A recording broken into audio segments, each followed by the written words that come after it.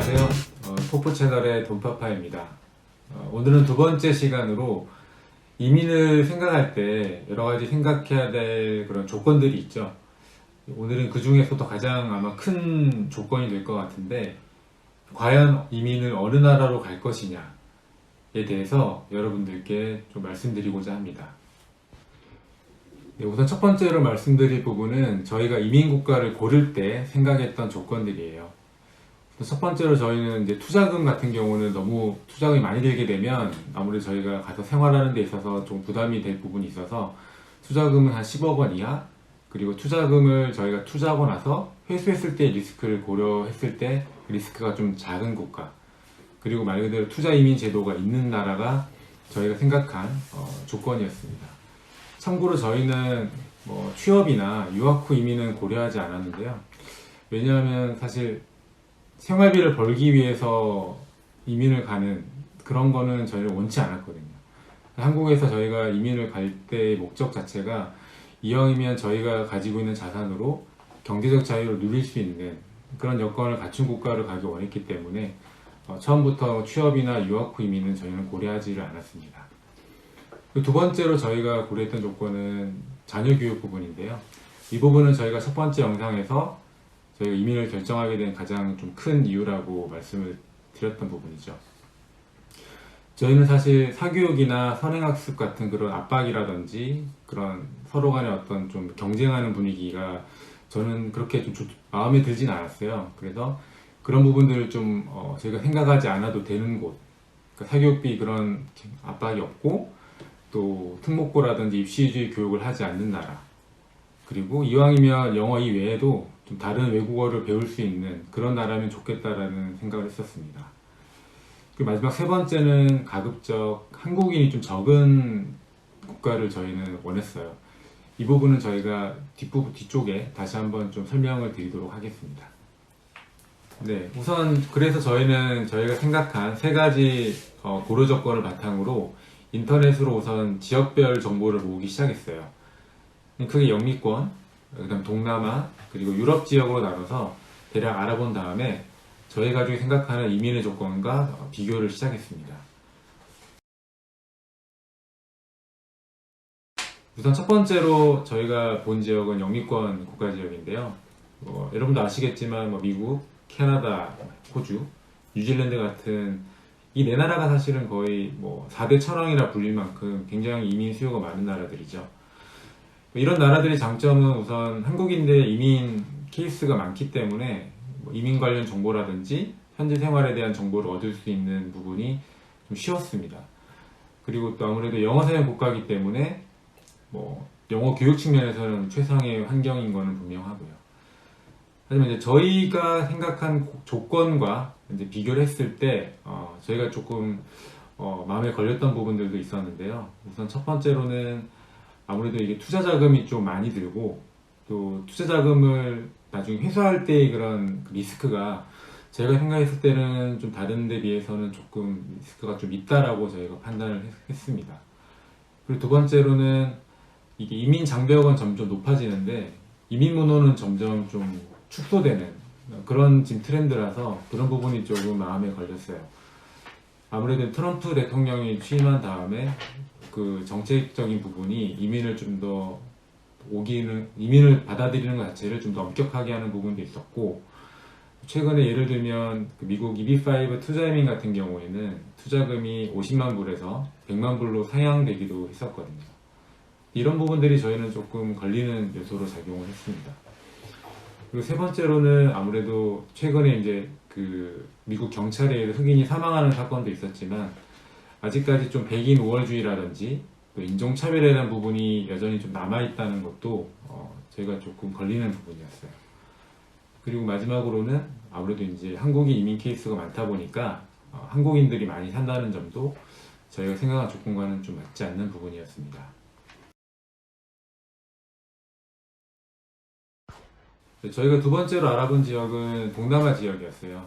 필리핀, 말레이시아 같은 나라가 이제 투자이민 그런 제도를 운영하고 있는데, 이 나라를 저희가 봤을 때 느꼈던 부분은 우선 장점은 한국과 지리적으로 이제 가깝기 때문에 왕래가 용이하다는 부분이 있고요. 두 번째로는 한국인 입장에서 정서적으로 또 문화적으로 좀 다른 지역 대비해서는 좀 익숙함이나 좀 편안함이 좀 느껴졌어요. 뭐 그런 부분들은 되게 좋게 봤는데, 저희가 생각했을 때 최근에 한국인들이 많이 이제 뭐 말레이시아 조호바루라든지 뭐 필리핀 쪽으로 이주를 많이 하면서 그쪽의 어떤 현재 어떤 주택 가격을 포함한 생활비와 또 학비가 많이 좀 상승하는 그런 트렌드가 지금 있습니다. 그래서 사실 투자 비용 대비 한국과 비교했을 때 거주 여건이 과연 정말 메리트가 있느냐에 대해서 저희가 생각했을 때에는 다소 좀 회의감이 들었어요. 그리고 이제 그쪽 나라들 같은 경우는 미세먼지는 우리나라보다는 좀 덜한 부분이 있겠지만 이 열대성 기후라서 여름에 좀 습하잖아요. 근데 저희 가족은 되게 땀이 많거든요. 그래서 그런 부분들이 생활하는 데 있어서 좀 힘들 것 같다라는 그런 좀 판단을 내렸습니다.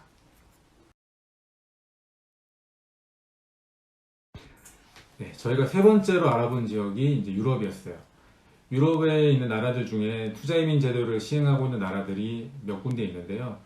저희는 그 중에서도 대표적으로 이제 스페인, 포르투갈, 사이프러스, 그리스 이렇게 네 나라를 좀 중점적으로 좀 공부를 했습니다.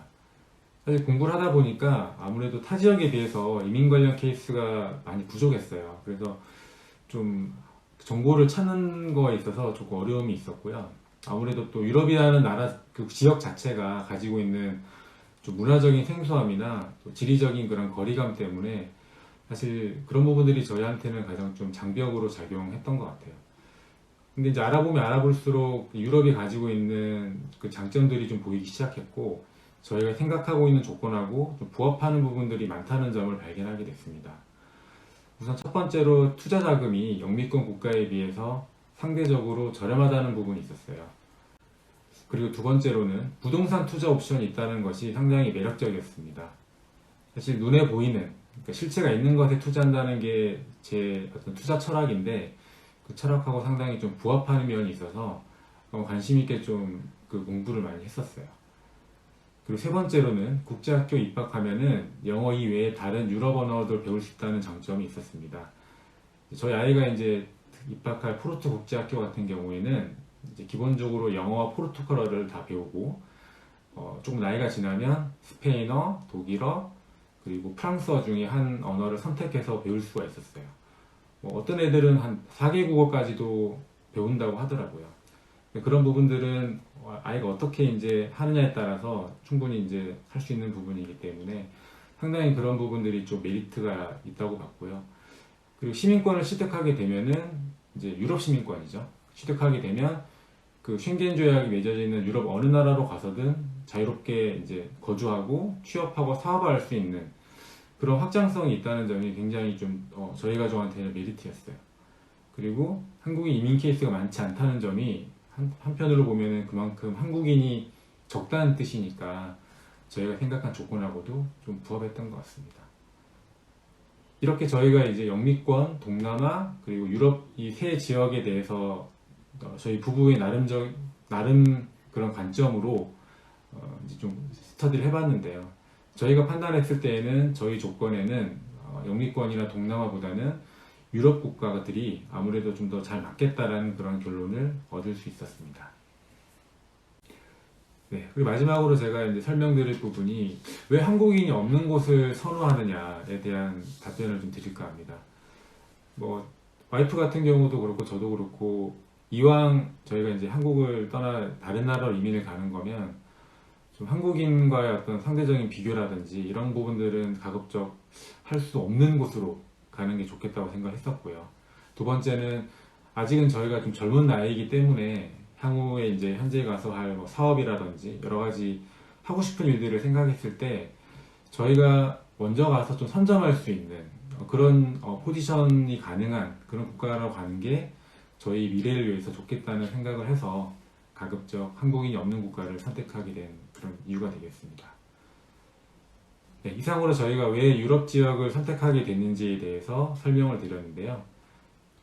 앞 초반에 말씀드렸지만 저희가 이렇게 선택한 그 배경은 저희가 가지고 있는 어떤 조건하고 상황을 고려해서 이제 판단한 주관적인 부분이니까 이런 부분들은 참고하셔서 좀 판단하셨으면 좋겠습니다. 다음에 또 좋은 영상으로 찾아뵙겠습니다. 감사합니다.